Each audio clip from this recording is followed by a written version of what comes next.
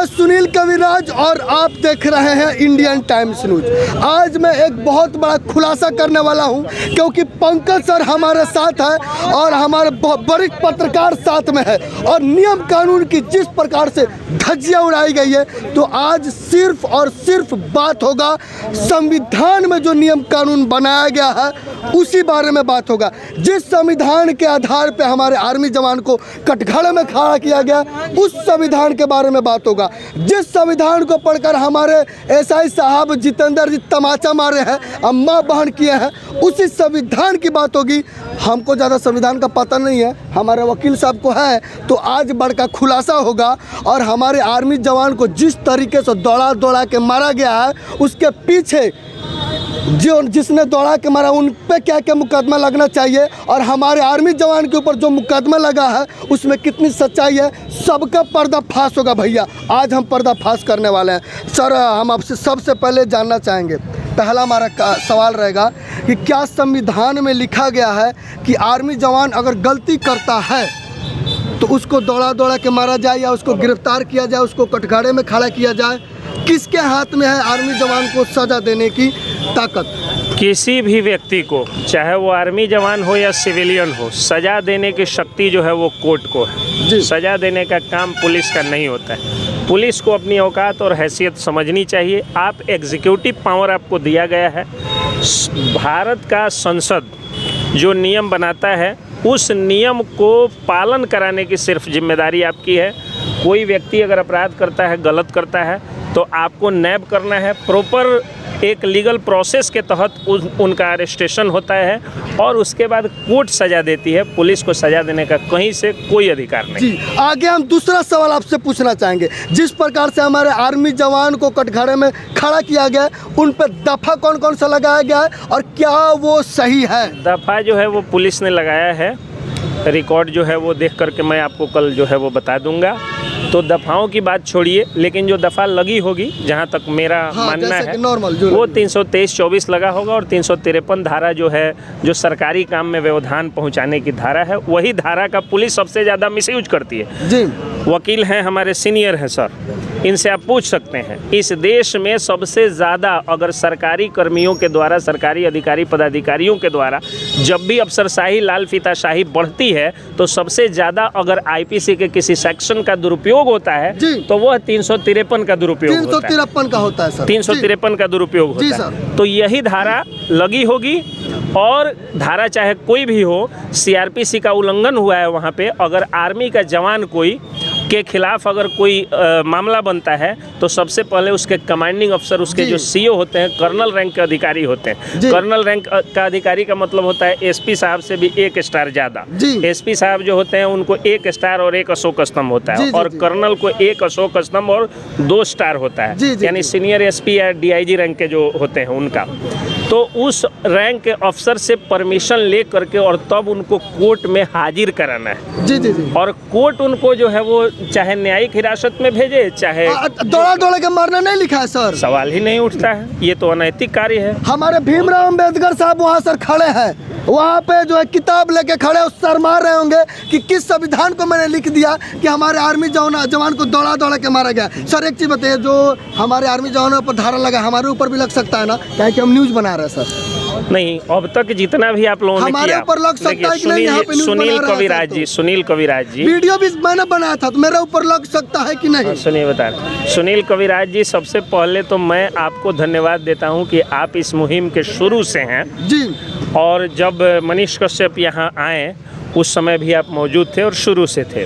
तो आपने जो मुहिम शुरू किया है, जिस तरह से शुरू से आप हैं, उस समय से लेकर के और अब तक कोई ऐसा violation of law and order नहीं हुआ है जिससे आईपीसी की कोई भी धारा आपके खिलाफ लगाई जा सके।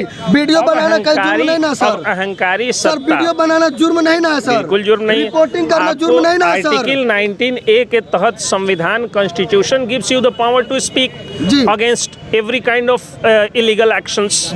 आपको जो है वो संविधान अधिकार देता है कि आप अभिव्यक्ति की आज़ादी है और उसी के तहत आप माइक में बोलिए, चिल्ला के बोलिए, लिख के बोलिए, पढ़ के बोलिए, सो के बोलिए या लाइव आके बोलिए। तो ये कौन से हमारे बड़े अधिकारी हैं जिनको बड़का बड़का ज्ञान है, फोन करके बोल रहे हैं कि बउआ हमारे ऑफिस में आओ, सर मिलने वाले हैं और तुमसे बात करने वाले हैं।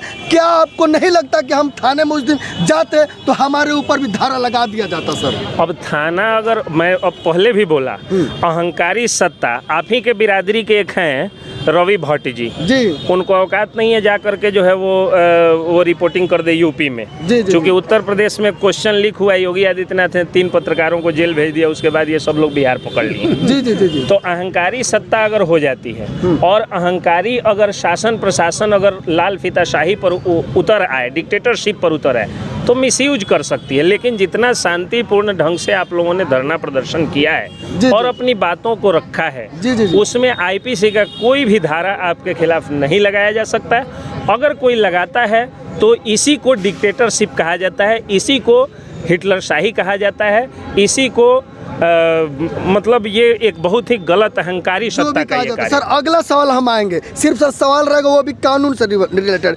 वीडियो में दिखा गया, जिस प्रकार से मैंने वीडियो बनाया है वो आए हैं। सबसे पहले एक वीडियो क्लिप जो है नहीं बना पाया 10 सेकंड का, क्योंकि जितेंद्र जी आने के बाद जो है डायरेक्ट उन्होंने आर्मी जवान को 2 तमाचा दिया, उसके बाद माँ बहन की गाली दी और उन्होंने गाड़ी से निकाल के बाहर निकाला, जिसको होने में 10 से 20 सेकंड लगेगा। और इस 10 से 20 सेकंड में मोबाइल भी निकाल और कैमरा ऑन करने में लगता है सर। ये रिकॉर्ड नहीं हुआ है, मैंने देखा है इसलिए बता रहा हूँ। उसके बाद बहसबाजी होती है, दोनों तरफ से फूल झड़ते हैं, लेकिन फूल पहले फेंकने का काम जितेंद्र जी किया है, इसीलिए आर्मी जवान के पास वो फूल पहुंचा और वही फूल जो है उन्होंने जितेंद्र जी पर चला के मारा और लोग कह रहे हैं कि आर्मी जवान गाली दिया है। तो ये हमको बताइए सर कि कौन से कानून में लिखा है कि किसी भी मुजरिम पर तुरंत तमाचा जड़ दीजिए और माँ बहन के गाली दीजिए, एक अधिकारी वो भी ऑन ड्यूटी वर्दी धारण करते हुए। अगर ये गलत है तो उनके ऊपर कौन सी धारा लगना चाहिए? कोई भी व्यक्ति चाहे वो वर्दीधारी हो या सिविलियन हो जी, किसी को गाली नहीं दे सकता है, किसी पर थप्पड़ नहीं मार सकता है। जी सर,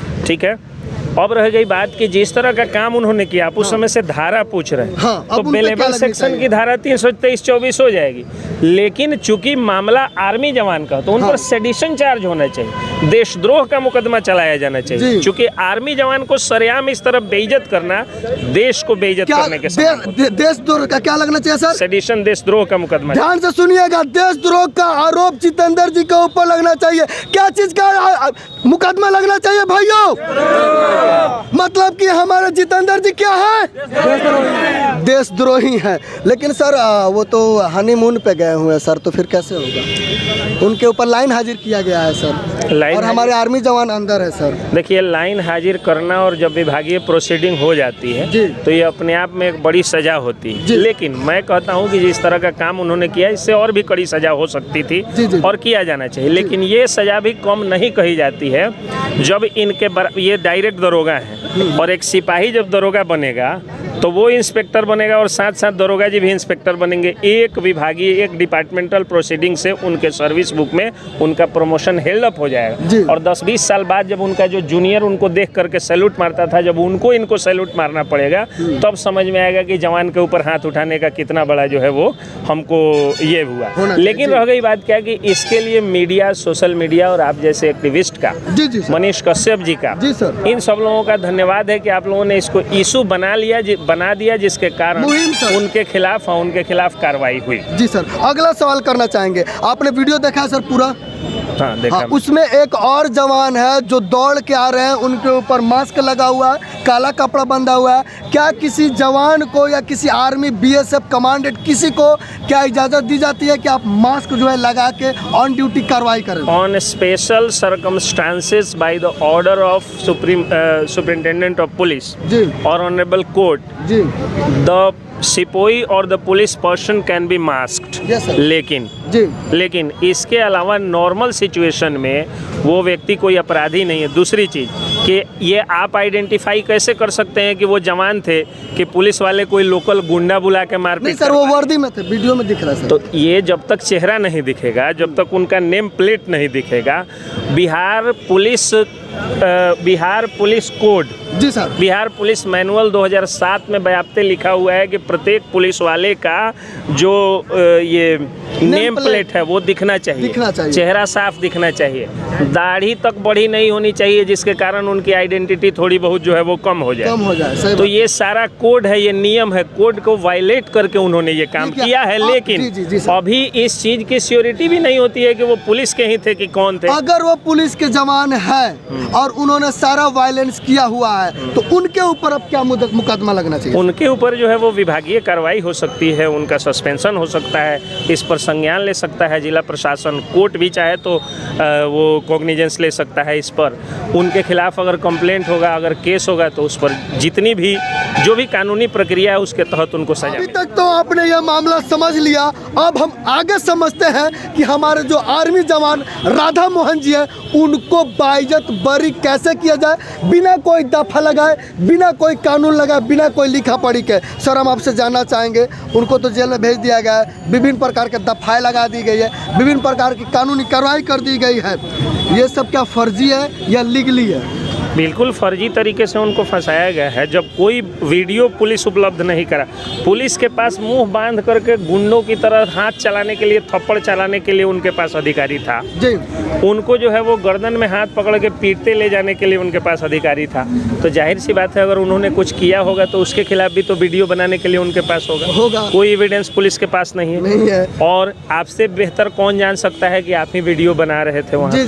तो उन्होंने कुछ नहीं किया है, इसलिए वो निर्दोष। कल पहले जो है वो बेल फाइल किया जाएगा, वो बेल आउट हो जाएंगे। हम लोगों को लर्नेड कोर्ट पर, ऑनरेबल कोर्ट पर पूरा विश्वास है। पप्पू सर जो यहाँ के सबसे सम्मानित अधिवक्ता है, सीनियर मोस्ट और बहुत ही वाइब्रेंट अधिवक्ता है, वो बेल फाइल करेंगे। और उम्मीद है हम लोगों को पूरी तरह से न्याय व्यवस्था पर जो है उम्मीद है कि उनके प्रेयर को एक्सेप्ट किया जाएगा और एक्सेप्ट करके और बेल दे दिया जाएगा। सर एक चीज़ बताया, जिस प्रकार से एसपी साहब बोले थे कि आज शाम को जब वीडियो बन रहा है शाम को बाइज्जत बरी कर दिया जाएगा, डीएम साहब भी आश्वासन दिए हैं कि हमको सारा जानकारी दिया जाए, हम रिहा कर देंगे। प्रोसीजर जो स्टेप है उसको थोड़ा सा लिख करके अगर दे देगी, पुलिस लिख करके कोर्ट में दे देगी कि हम लोग जो है ये केस वापस लेते हैं, तो केस वापस हो जाएगा और उसी दिन उनका एक्विटल हो जाएगा, सेम डे में एक्विटल। क्या ये हो सकता है कि पुलिस जो है उस केस को वापस ले ले? बिल्कुल पुलिस को अधिकार है। एसपी साहब को जो है वो हम लोग हाथ जोड़ के एसपी साहब से विनती करते हैं कि एसपी साहब जो है देखें, किसी भी व्यक्ति को, किसी भी बाप को अपने बेटे के प्रति मोह होता है और सीनियर अफसर को जूनियर अफसर के प्रति मोह होता है, लेकिन कई बार जो है वो पुत्र मोह छोड़ना पड़ता है और अफसर मोह जो होता है उसको छोड़ना पड़ता है। तो हम लोग हाथ जोड़ करके विनती करते हैं जिले के सक्षम एसपी साहब से कि जो आपने कार्रवाई किया